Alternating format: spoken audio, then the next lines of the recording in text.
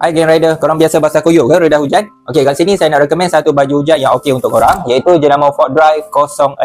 So untuk Fortdry 06 ni korang akan dapat 5 poket dekat baju ni. Untuk baju hujan Fortdry 06 ni korang akan dapat lapisan luar yang kalis air dan lapisan dalam yang selesa.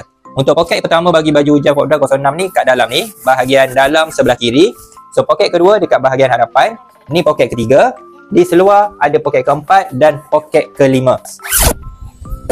So korang boleh dengar dan nampak zip ni lancar saja. Itu yang bestnya. So itu yang pertama. So korang akan dapat juga velcro kanan kiri. Korang boleh lekatkan daripada bawah sampailah dekat atas. Itu velcro. Untuk bahagian collar pun dia bagi juga velcro pada korang. So velcro ni fungsinya, kalau korang tengok dekat sini, bahagian collar ni tinggi. So korang boleh lekatkan dekat bahagian collar kat sini ikut saiz leher korang. Lepas tu selit masuk dalam helmet. So ini design untuk Fortdry 06. Memang smart dan kalis air yang penting. So korang boleh tengok kat sini dia banyak pantulan cahaya di sebelah hadapan sampai ke bahagian lengan.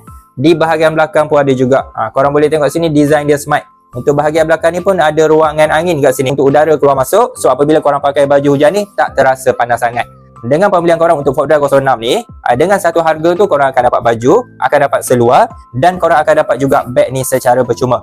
Beg untuk Fortdry 06 dia bagi tali sekali, siap kanan dan kiri ada tali. So korang boleh lipat baju hujan, letak dalam beg ni, terus standby pergi ke tempat kerja esok. So korang kalau contoh belum ada lagi baju hujan ataupun baju hujan yang lama dah bocor, boleh grab cepat-cepat baju hujan ni. Memang berbaloi untuk korang.